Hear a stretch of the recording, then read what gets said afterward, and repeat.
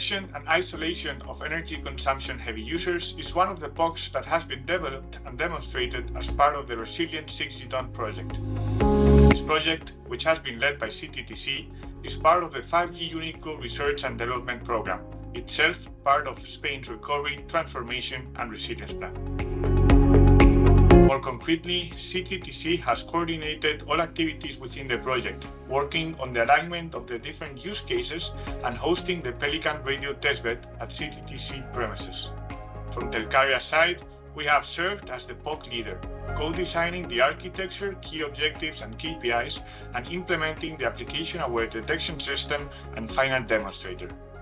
Ericsson has also been a key partner in this PoC, operating the Pelican radio testbed together with the core services at 5G Tonic Laboratory and implementing the network digital twin and the network-aware detection system. The motivation of this PoC is related with the fact that complexity and scale of non-public networks and emerging 6G networks pose significant challenges in maintaining optimal system performance. Therefore, in order to reduce downtime, improve the reliability of future networks, and attain enhanced operational efficiencies via network reconfiguration, as demonstrated as part of the Elastic Use Case 1 PoC 2, it is essential to design a robust anomaly detection framework.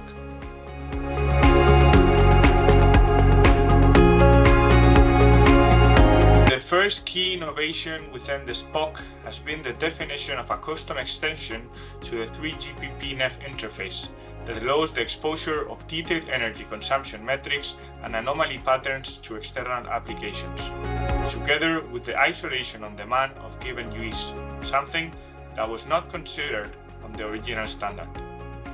This aligns with the concept outlined in 3GPP Technical Report 22882 as part of Release 19, which explores the inclusion of energy efficiency as key service requirements in future networks, but has been enhanced via this extension and via greater automation level of the different components. The second key innovation concept has been the anomaly detection mechanism that has been devised. As part of the design process, different machine learning architectures were evaluated and tested, finally basing the detection system in charge of predicting anomalies on a two-phase machine learning model. This model consisted of a traffic classifier based on a random forest, which categorizes the traffic flows into different traffic services based on their characteristics, and of service-specific anomaly detectors based on one-class SVM classifiers, which predict if individual network flows are anomalous or not for each of the services.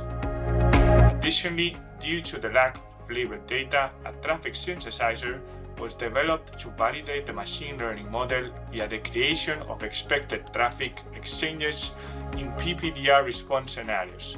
The synthesizer also allowed the injection of given anomalies, further aiding on the demonstration of this PoC. Finally, as part of the PoC, a federated learning application-aware anomaly detection system was devised with the goal of potentially achieving better privacy preservation, improved scalability, and reduced bandwidth usage in distributed environments, where multiple public safety agencies and other organizations from different geographical areas could have disparate privacy requirements. This was done via the use of a global one-class SVM model per service and of vector merging for the model creation. The PoC has been validated with a custom radio testbed that has been deployed specifically for the 6GDAWN project and that has been partially shared with other PoCs. It as follows the 3GPP PNI-NPN architecture consisting of, first place, private 5G network conformed by a 5G Ericsson radio dot based G-Node B to provide indoor coverage at CTTC premises, a local UPF and an application server. Of, in second place, the control functions deployed in a remote center at the 5G Tonic Laboratory in Madrid, and finally, on the enterprise applications consisting of Telcaria's application function and Ericsson's tooling. Private network was deployed in CTTC premises at Castelldefels, Barcelona. The control functions and entity were hosted at Tectonic in Leganés, Madrid, and the enterprise applications were hosted at multiple locations.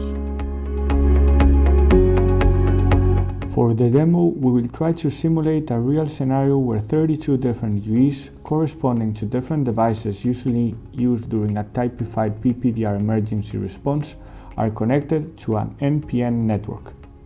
Some of these devices are emulated via the use of containers in the application server, while others correspond to physical devices connected to the actual 5G radio interface of the testbed. On the first phase of the demo, all devices, both physical and emulated, will be exchanging traffic flows as expected over the default slice, in this case, the enhanced mobile broadband slice.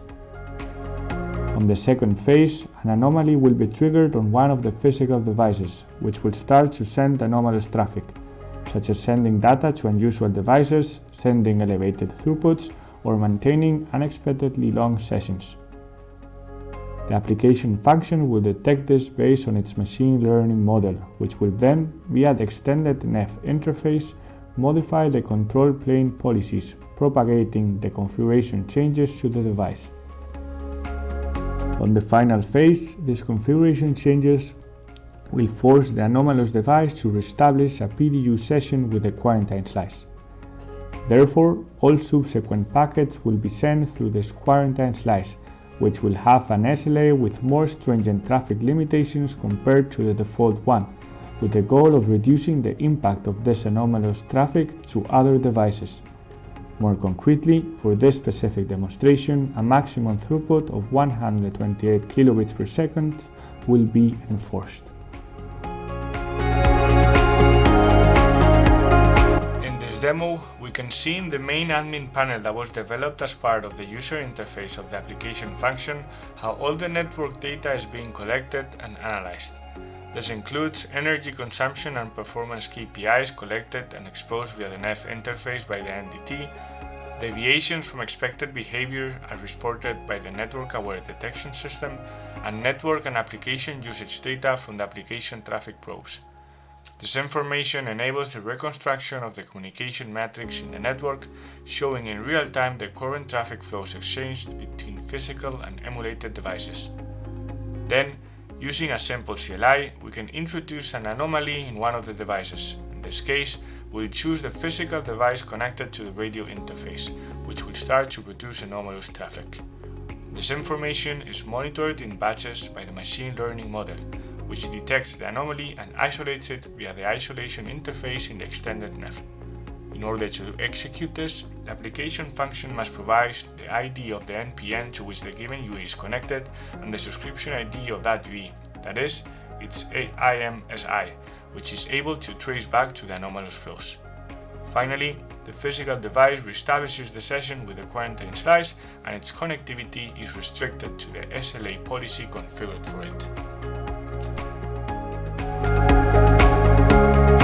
In this PoC, we have implemented and validated a fully anomaly detection and isolation system, where an anomalous device is quarantined to reduce the negative impact it is able to inflict to other devices in terms of quality of service, minimize the negative impact that the device is causing by diagnosing and correcting its behavior, and to improve the overall resilience of the network. One of the key learnings from this PoC was the demonstration with empirical data of the absence of a reliable instantaneous energy index, as energy consumption measurements at granular time scales exhibit high variance and are prone to significant errors. Finally, in terms of impact, we have validated how energy and traffic utilizations metrics can be exposed to external applications to build closed-loop systems, helping to make future networks more resilient and more integrated with third-party optimizations and integration in NPN environments.